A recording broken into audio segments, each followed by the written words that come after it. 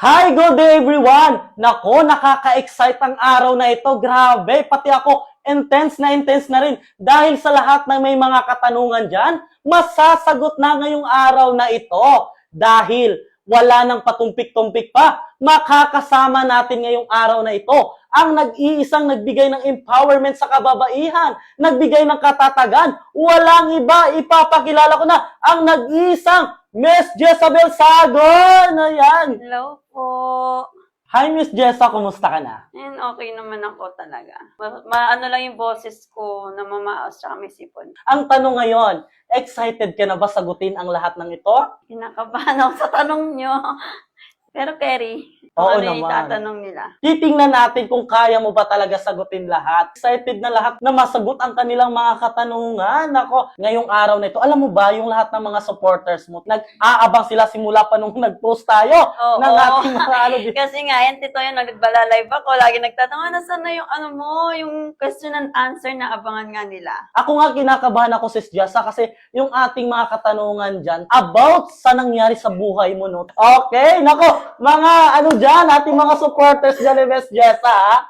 Ito na, tatanungin na natin siya. Uumpisahan na natin ang unang katanungan. Ito ang unang tanong. Galing kay Joy Vlogs. Ito yung katanungan niya. Ano ang pinakamalaking aral na natutunan mo sa lahat ng nangyari sa buhay mo nitong mga nakaraang buwan? Marami ako natutunan. Pero hindi naman madali kasi nga, sa akin kasi hindi ako naging bukal talaga sa mga social media. Ginagawa ko lang TikTok lang, yun lang. Pero yung mga tao, uy, kailangan mong galingan kasi marami nakaabang sa'yo. Yung mga content mo, ayusin mo, yung hindi ko mababago yun eh. Kasi ito yung salita ko. Expression ko, ito yun. Wala kang magbabago. Ano? Yes, kumbaga nakasanayan mo na. Yung dati na tahimik ako, ngayon parang ano na, nagkakaroon ng privacy. Kasi syempre, bawat galaw mo, nakikita ng iba. Ako, nakaka-touch naman talagang. Ako, muntik na ako mapaiyak ha, grabe. Pero ito naman, ang pangalawang tanong natin, galing kay Muna Gamilong. Nung iniwan ka ni Benny, ano ang mga bagay na na-realize mo at ano ang naging pinakamalaking epekto nito sa'yo? Sobrang sakit talaga.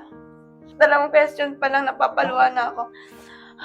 Kaya mo yan. Yung kay Benny, hindi naman expect na mangyari sa amin to. Kasi wala talaga kaming away niyan. Naging maayos yung pagsasama namin. Hindi ko alam kung bakit. Pero wala eh, nangyari na lahat. Yung magpapahiya sa kanya, nagawa ko. Hindi ako ganun eh. Hindi ako ganung tao. Hindi ako marunong magkwento sa iba. Ginawa niya sa akin yun. Pinarealize ng magulang ko na hindi dapat pala ako ganito. Na kailangan ko rin lumaban. Na kailangan ko rin ipagtanggol yung sarili ko. Na hindi lang dapat siya yung iisipin ko. Pati sarili ko, tsaka yung anak ko dapat din iniisip ko. Hindi galing sa akin yan ha, kay Muna Gamilong. Ikaw talaga Muna Gamilong ha. Galing kay Jen Domas, pangatlong katanungan. Sa loob ng 8 taon, kailan mo unang naramdaman na may mali na sa inyong relasyon, pero pinili mo pa rin baliwalain ito?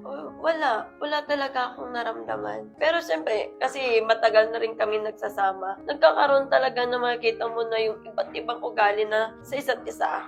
Yung may mga time na laging mainit din ang ulo niya, kasi alam ko, naiintindihan ko kasi pagod. Naiintindihan ko kasi yun ang tinanggap ko eh. Tanggap ko kung ano meron siya, kung ano ugali niya, kung ano man siya. Tanggap ko. Hindi ko naramdaman din na naging cold siya sa akin. Wala eh. Kasi nandun pa rin yung effort na lahat na ginawa niya. Yung effort na pag-uwi siya sa bahay, wala, nandun talaga. Kahit anong oras ng gabi, uuwi yan sa amin ng anak niya. Hanggat wala siyang duty. Pero may mga time na nag-iisip ako. Kasi minsan sinasabi niya, wala silang day off. Pero sinasabi kasi niya may duty talaga. Hindi ko naman alam kung ano yun. Pero minsan talaga nagagalit ako, bakit napapag-duty? Eh kung day off naman. Baka follow-up question ko lang, no? Kasi yung girl instinct na tinatawag natin na, isipin mo sa loob ng 8 years, wala kang napansin na parang may kakaiba na, ganun ba talaga? Kasi tinatawag natin yung mga kapusan na babae, oo, diba? syempre babae tayo. Pero wala talaga akong naramdaman. O talagang bulag lang ako. May napapansin man siguro ako, pero hinayaan ko lang. Kasi importante, umuwi siya sa amin.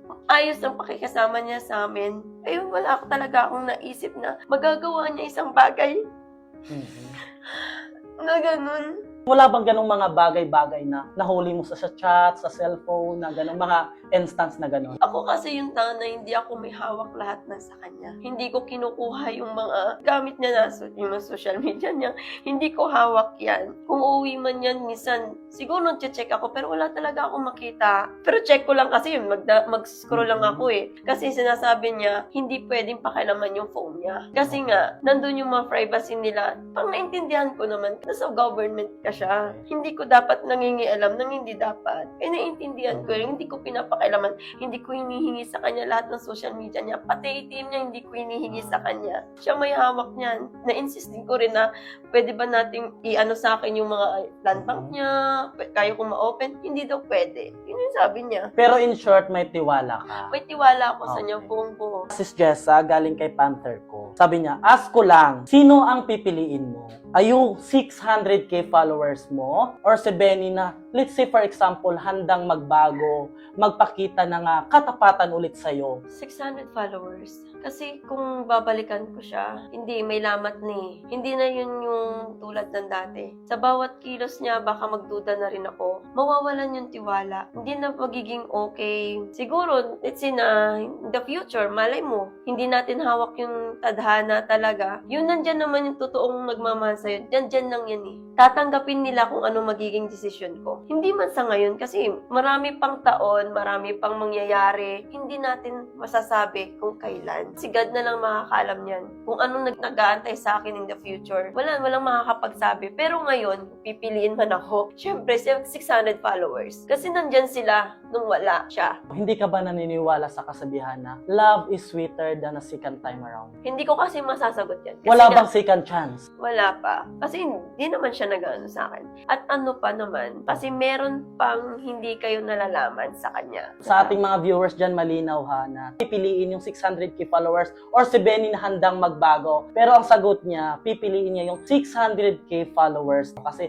hindi niya pa kayang sagutin yan. Kung talagang magbabago si Benny, ipapasa Diyos niya na lang yung mangyayari sa kay Benny at sa kanya. Ayan. Ibang katanungan naman ito, galing kay Atelio Alfaro Jessa. Nagbibigay ba ng sustento ang ama ng anak mo? Kumusta ang setup nyo bilang co-parents? Wala kaming pinag-usapan. Kasi sinabi ko naman doon, no need na magsusustento talaga kay Bebe. Kung magsusustento naman siya sa anak niya, magpusa siya, makipag-coordinate siya. Siya bahala magbigay. Pero yung manghihingi ako sa kanya, no. Hindi ako manghihingi sa kanya. So parang sinasabi mo na kahit wala siya, kaya mong buhayin mag-isa ang anak mo? Kaya kong buhayin yung anak ko. Iisa lang yun eh. Kayang-kaya kong buhayin yun. Ayan, ang daming nagtatanong nito sis Jessa ha. Galing kay Cherry Morales, Louie, Elma Bungansagan, kay Kaling My Love from the Universe, kay Rebecca Nadera, at kay Nor Hafid Dota. Ayan, iisang tanong nila sis Jessa. Kung balang araw bumalik si Benny at humingi ng pangalawang pagkakataon, tatanggapin mo pa ba siya? Bakit o bakit hindi? Hindi ko masasagot. Kasi ngayon, yung nararamdaman ko is wala talaga na. Yung dati, iniisip ko nung mga time na gusto ko siyang balikan, gusto pa rin ako magmakawa sa kanya. Noon yun eh. Kahit ilang buwan pa lang. Pero ngayon, hindi ko na masasabing gusto ko siyang balikan. Kasi nawawala na yung feelings ko sa kanya talaga. May sometimes talagang naipapaisip ako na bakit pa rin. Pero wala, ginawa niya yung hindi dapat gawin. Kaya kung sasabihin na babalikan ko siya ngayon, hindi. Wala pa akong ganung feelings na.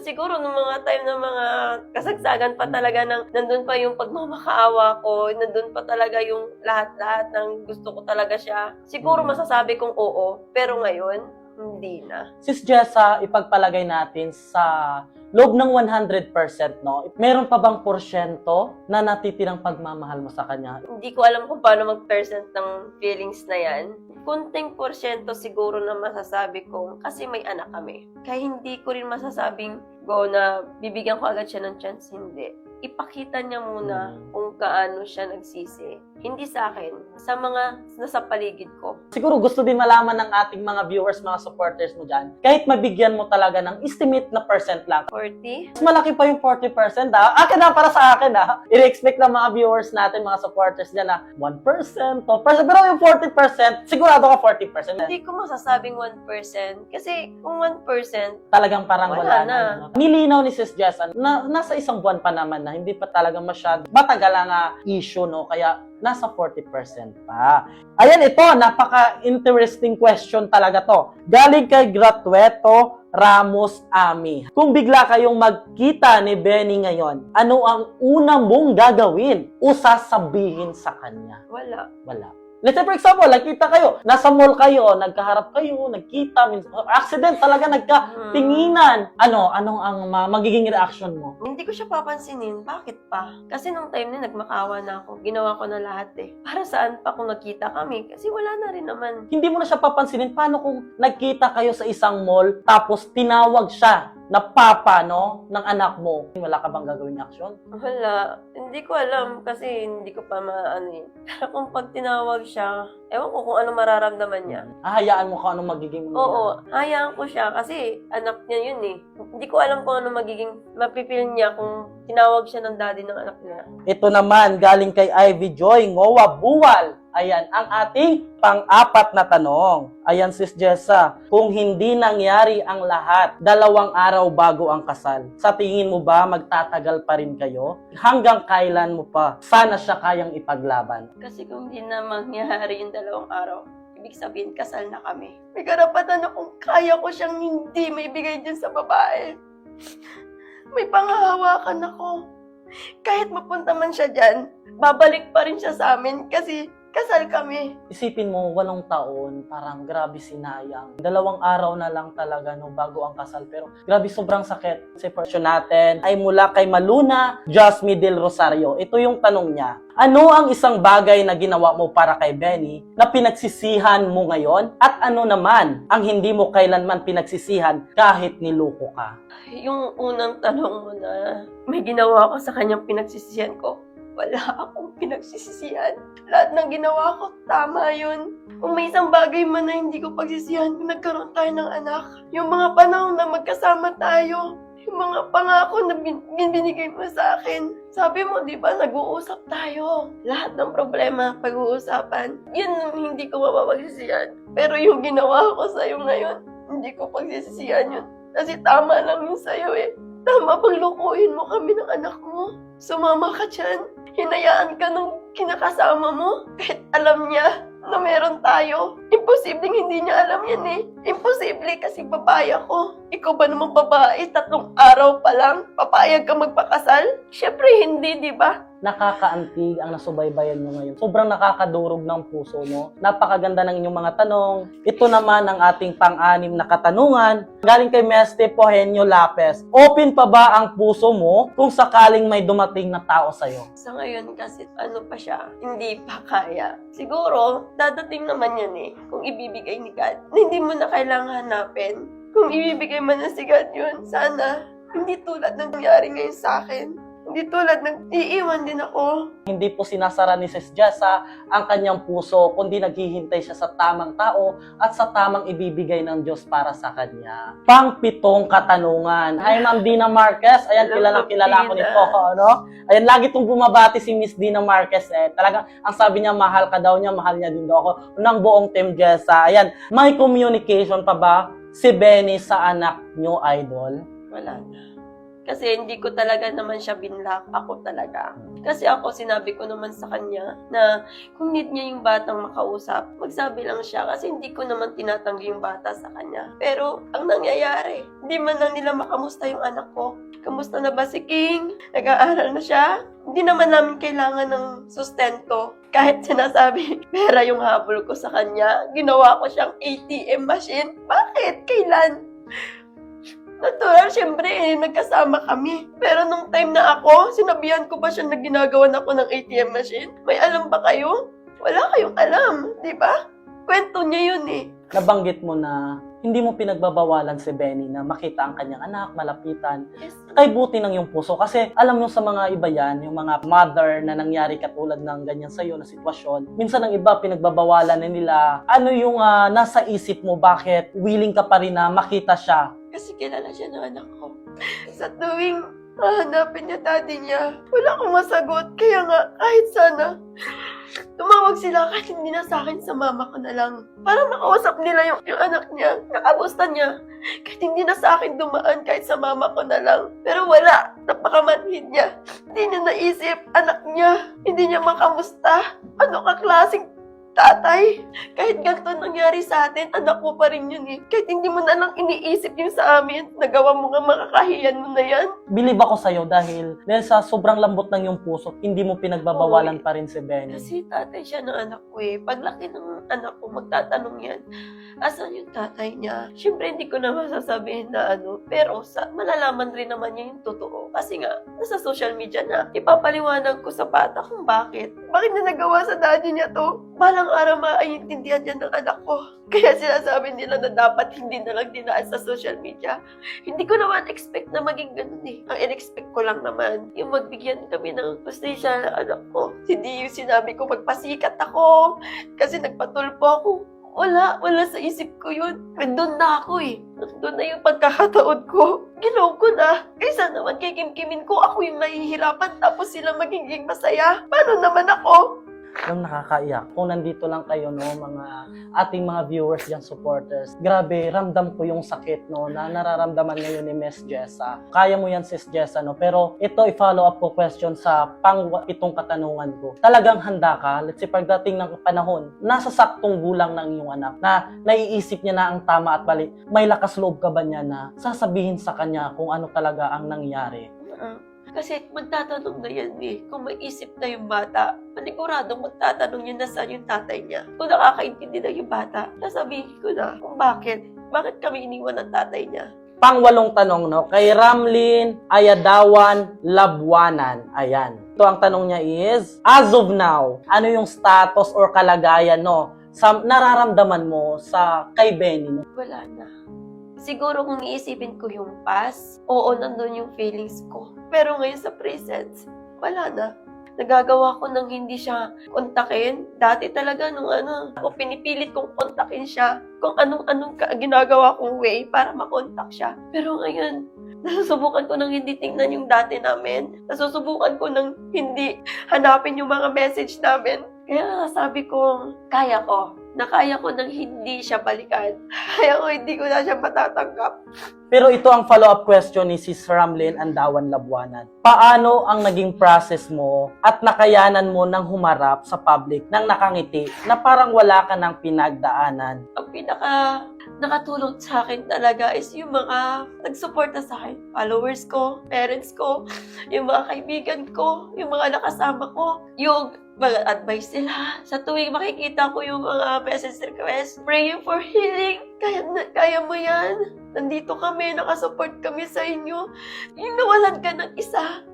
Pero yung pumalit is sobrang dami. At na dumadami pa.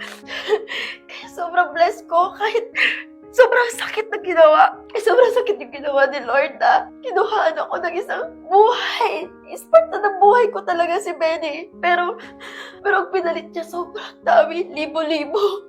Libo-libong tao. Libo-libo na nakasubaybay sa akin. Nakaabang sa akin na magiging future ko. Lubos talaga ako nagpapasalamat sa mga followers na nagsuporta sa akin. Yung mga nagbe-message sa akin. Thank you po talaga. Isa talaga sila sa pinakamalaking dahilan kung bakit kaya ko lahat. Hindi naman actually kaya. Kasi nga, pag i-open up ko talaga yung past, pag may nakikita akong wedding, doon sa mga weddings na yan, talagang napapayak talaga ako. Pero ngayon, nakakaharap ako sa kanila. Lagi na ako nagla-live para paano yung confidence ko. In short, yung mga supporters mo, isa sila sa dahilan kaya naging matatag ka, Yes. naging masaya ka. Oo, sobra. Ito, last follow-up to ni Sis Ramlen Ayadawan Labuanan. Ano ang masasabi mo sa babae na pinili ng ex mo? Ito na lang, sa mga babaeng, alam niyo pong may kinakasama, may anak, sana kayo na mismong lumayo. Kasi nasisira niyo yung pamilya eh. Kung may isip kayo, may pinag-aralan kayo, dapat kayo na mismo yung lumayo. Kahit sabihin yung mahal mo, mahal niyo yung isa't isa, pero may nadadamay na bata, may nasisira kayong pamilya, mas inuuna niyo pa yung kapakanan niyo kaysa sa kapakanan ng iba. Hindi eh. Oo, nandun na kayo sa part na nagmamahal kayo. Sinabi ng boy, may mali yung girl, na ganito siya, ganyan siya. Hindi eh. Kasi kwento yun ng lalaki. Narinig niyo ba yung kwento ng babae? Para paniwalaan niyo yung kwento ng lalaki, sasabihin niyo, ganito siya sa loob ng bahay. Hindi naman ikaw yung kasama eh. Ako yung kasama sa loob ng bahay. Paano mo nasasabi na ganito yung ugali niyan? Nagawa nga niyang iwan yung pamilya niya? Paano pa kaya kayo? Pinalit lang ng ilang buwan. Saglit na ng pagkakilala sa inyo na kapalit ng ilang taon. Siguro sa mga iniwan, magpapakatatag na lang talaga para sa anak. Paano kung nakita ng anak mo tapos kasama yung babae? Iiwas ko yun ako. Iiwas mo nga. Oo. Kasi yan eh.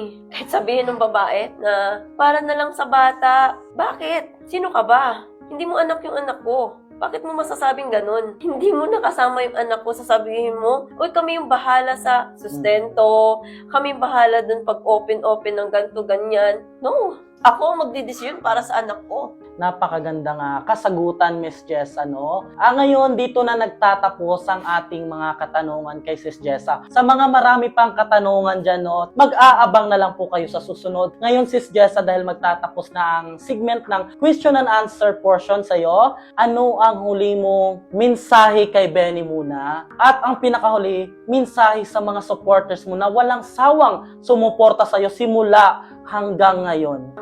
Hindi na lang siguro kana Benny, hindi na lang sa ano niya. Kasi hindi naman natin sure kung kasal sila o ano. Yung sasabihin ko na lang is, sana, kung may karelasyon kayo, sabihin nyo. Hindi yung bibiglain yung iwan. Sabihin nyo kung ayaw nyo na. Sabihin nyo kung may kapalit na kayo. Hindi yung papasahin nyo pa yung partner nyo. Aasa sa inyo. Yun pala wala na.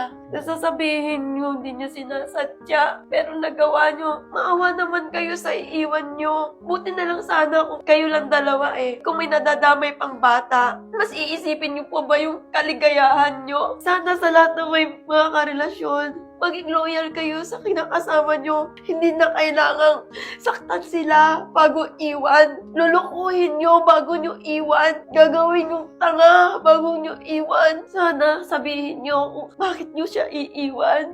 Hanggat may partner kayo, huwag na kayong tumingin sa iba. Kung titingin ako sa ibang magkakasala ako, yun na lang sana inisip nyo. Kasi may nadadamay na bata.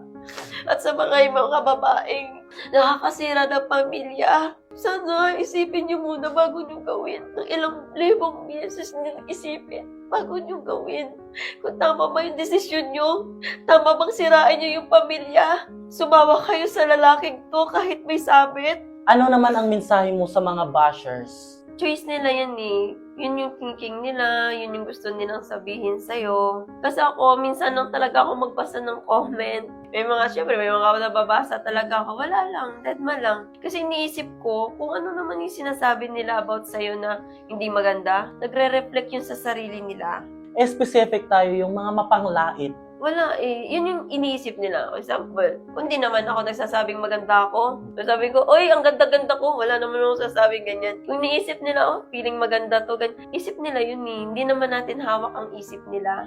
Wala lang. Love lang sa kanila. Love na lang, no? Magmamahalan na lang tayo sa isa't isa. Nais mo bang pasalamatan ang ating mga walang sawang sumuporta dyan, no? Ang dami mong mga supporters, ha, sa ibang bansa. Oo. Naku, Luzon, Visayas, Mindanao. Ang daming nagmamahal yung mga OFWs natin dyan. Naku, pasalamatan mo sila, Miss Jess, at sa kanilang walang sawang pagmamahal sa'yo. Talagang thankful ako na nagdyan kayo. Nawala man yung isa, kayo yung kapalit. Kaya sobra-sobra talaga akong nagpapasalamat sa inyo. Yung pagtatanggol nyo sa akin. Kaya sabi ko, bakit ko papapatulan tong basher? Nandyan naman kayo nagtatanggol. Mas marami kayong nagtatanggol sa akin kaysa doon. Sa mga bashers. Oo. Hindi talaga maiwasan yung mga bashers, no? Pero kung ikukumpara mo talaga, totoo naman yan. Talaga ang daming mga positive comment. Yes. Ang daming nagpo-protect sa'yo, ang nakakaantig ng puso, no? Like ng mga kapatid natin, mga kababayan natin dyan, mga OFWs, yung mga kapatid natin Luzon, Visayas, Mindanao, na nagmamahal kay Miss Jessa. From the bottom of heart of Miss Jessa, talagang nagpapasalamat siya sa inyong walang sawang suporta. Simula umpisa, hindi nyo sa iniwan. Nako, mga madam, no, maraming salamat. Yung mga mostly ng mga babae talaga, yung mga, talagang yung mga Oo, supporters lalo sa mo. mga ibang bansa. Karamihan sa ibang bansa is Yes. same situation sa akin. May mga single mom, ang dami Oo, na supporters oo, mo, grabe. Yung iba nga, 25 years, naghihiwalay pa. no? May mga anak na mas marami kaysa sa akin, na kaya nila. Paano pa kaya ako, di ba? Kaya nga, sobrang thankful ko. Yung mga prayer talagang binibigay niya. Sabi, ma'am, pinaghihil kita, pinagsasama kita lagi sa prayer. Doon talaga ako, sabi ko, kaya ko to. Kahit sobrang hirap. Magpapasalamat talaga ako sa kanila. Tama, Sis Jessa. Ako din, nagpapasalamat ako kasi nabigyan ako ng opportunity makausap ang nag-iisang Miss Jezabel Sagon. Ayan no, sa mga hindi nabasa ang kanilang mga katanungan yan, malay nyo, mabigyan pa tayo ng pagkakataon na matanong ulit si Miss Jessa, ha?